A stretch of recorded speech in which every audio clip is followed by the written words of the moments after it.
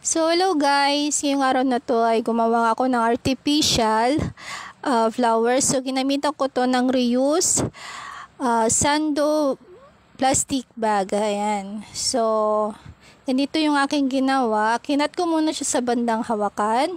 Ayan. Pagkatapos, dun naman sa kanyang bandang baba. Ayan. So, ikakat lang natin dito. Ayan, ikakat natin ng ganyan. Pagkatapos sa side din. Ayan, kahit sa isang side lang ha. Kahit dun sa hindi na. So, ganyan yung kakalabasan niya. Pagkatapos, ayan, mag-iikot lang tayo ng ganito ng konti. Ayan, yung itong una is medyo maliit lang ang ating pagkat. Ayan, ikakat natin dito. Ayan, ikakat natin siya dyan. Pagkatapos, ilalagay natin sa bandang loob. Ayan, paganyan natin siya.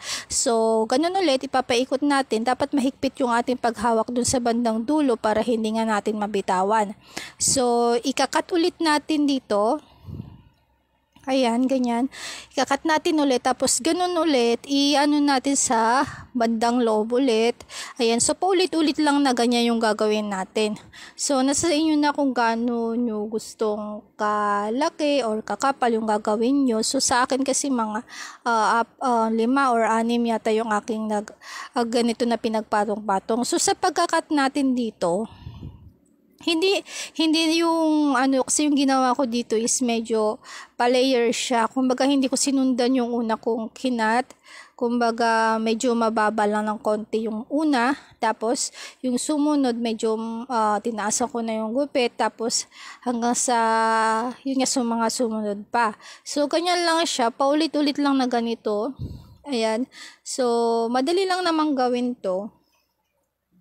Pwede siyang pwede yung mga iba-ibang kulay din na plastic yung gamitin natin kasi itapon natin. So, maganda palang gawin na ganito na lang kaysa itatapon or susunugin, ganyan. So, ito, kung talagang mahilig ka ring magbuting-ting, ayan, ganyan. So, pwede natin gawin to pang display, ganyan. Ilalagay natin siya sa flower vase o kaya pwede ito na idikit-dikit, ganyan sa mga wall or kung saan nyo mang gusto.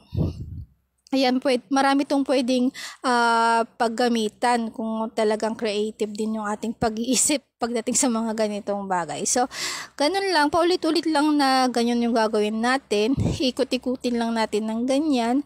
Tapos gugupitin natin hanggang sa na tayo ng medyo makapal ng konti.